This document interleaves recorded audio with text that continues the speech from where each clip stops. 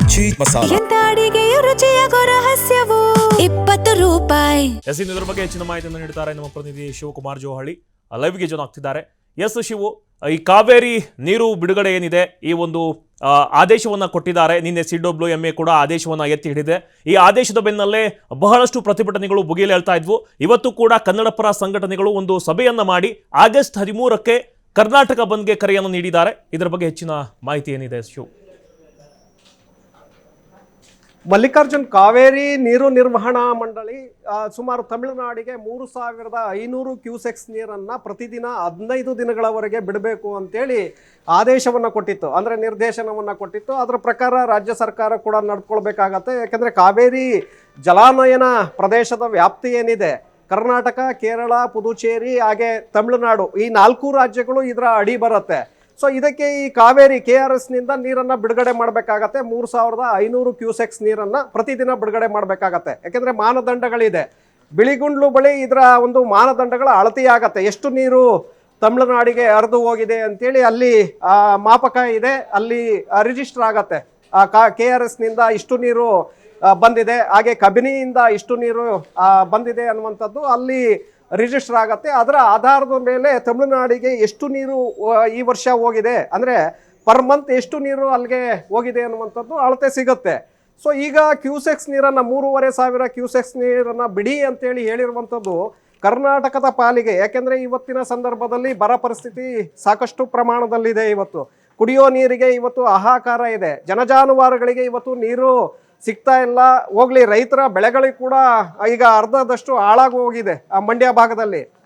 So ಇಂತಹ ಸಂದರ್ಭದಲ್ಲಿ ರೈತರು ಕೂಡ ನಿರಂತರವಾಗಿ ಕಳೆದ 1 ತಿಂಗಳಿಂದಲೂ ಕೂಡ ಪ್ರತಿಭಟನೆಯನ್ನು ಮಾಡ್ತಾ ಇದ್ರು. ಕಾಲುವೆಗಳಿಗೆ ನೀರನ್ನು ಹರಿಸಿ ನಮ್ಮ ಬೆಳೆಗಳನ್ನು ಉಳಿಸಿ ಅಂತೇಳಿ ಮುಖ್ಯಮಂತ್ರಿಗಳು ಪದೇ ಪದೇ ಹೇಳ್ತಾ ಇದ್ರು, ನಾವು ಈ ಬಾರಿ ರೈತರು ನಮಗೆ ಸಹಕಾರವನ್ನು ಕೊಡಬೇಕು, ಯಾವುದೇ ಕಾರಣಕ್ಕೂ ಕೂಡ ನೀರನ್ನು ಕಾಲುವೆಗಳಿಗೆ ಹರಿಸೋದಕ್ಕೆ ಸಾಧ್ಯ ಇಲ್ಲ. ಕಾರಣ ಡ್ಯಾಮ್ಗಳಲ್ಲಿ ಸಂಗ್ರಹಿಸಿರುವಂತಹ ನೀರು ಕೇವಲ ಮುಂದಿನ ದಿನಗಳಲ್ಲಿ ಕುಡಿಯುವ ನೀರಿಗೆ ಬಳಕೆ ಮಾಡ್ಕೊಳ್ಳೋದಕ್ಕೆ ಮಾತ್ರ ಇದೆ.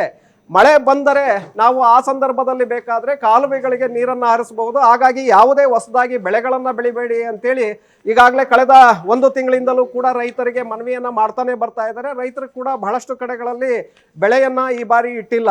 ಈಗ ಅದರ ಜೊತೆಗೆ ಈಗ CWRC ಕೊಟ್ಟಿರುವಂತಹ ನಿರ್ದೇಶನವನ್ನು ರಾಜ್ಯ ಸರ್ಕಾರ ಫಾಲೋ ಮಾಡಬೇಕಾಗತ್ತೆ. ಯಾಕೆಂದರೆ ಸೂತ್ರ ಇದೆ, ನೀರಿನ ಹಂಚಿಕೆ ಸೂತ್ರ ಏನಿದೆ ಅದರ ಅಂತೆ ನಡ್ಕೊಳ್ಬೇಕಾಗತ್ತೆ. ಇಲ್ಲದೆ ಹೋದರೆ ಏನಾಗುತ್ತೆ ಅಂದರೆ ಆ ಕೆಳಗಿರುವಂತಹ ರಾಜ್ಯಗಳು ಸುಪ್ರೀಂ ಕೋರ್ಟ್ಗೆ ಮತ್ತು ಕಾವೇರಿ ನೀರು ನಿರ್ವಹಣಾ ಪ್ರಾಧಿಕಾರಕ್ಕೆ ಮೇಲ್ಮನವಿಯನ್ನು ಸಲ್ಲಿಸುತ್ತೆ. ನಮಗೆ ನೀವು ಕೊಟ್ಟಿರೋ ಸುಪ್ರೀಂ ಕೋರ್ಟ್ನ ತೀರ್ಪಿನಂತೆ ಕರ್ನಾಟಕ ಸರ್ಕಾರ ನಡೆದುಕೊಳ್ತಾ ಇಲ್ಲ, ಹಾಗಾಗಿ ನಮಗೆ ನ್ಯಾಯವನ್ನು ಕೊಡಬೇಕು ಅಂತೇಳಿ ಅವರು ಆ ಮೇಲ್ಮನವಿಯನ್ನು ಸಲ್ಲಿಸ್ತಾರೆ. ಆ ಸಂದರ್ಭದಲ್ಲಿ ಕಾನೂನಿನ ಸಂಕಷ್ಟ ರಾಜ್ಯಕ್ಕೆ ಎದುರಾಗತ್ತೆ.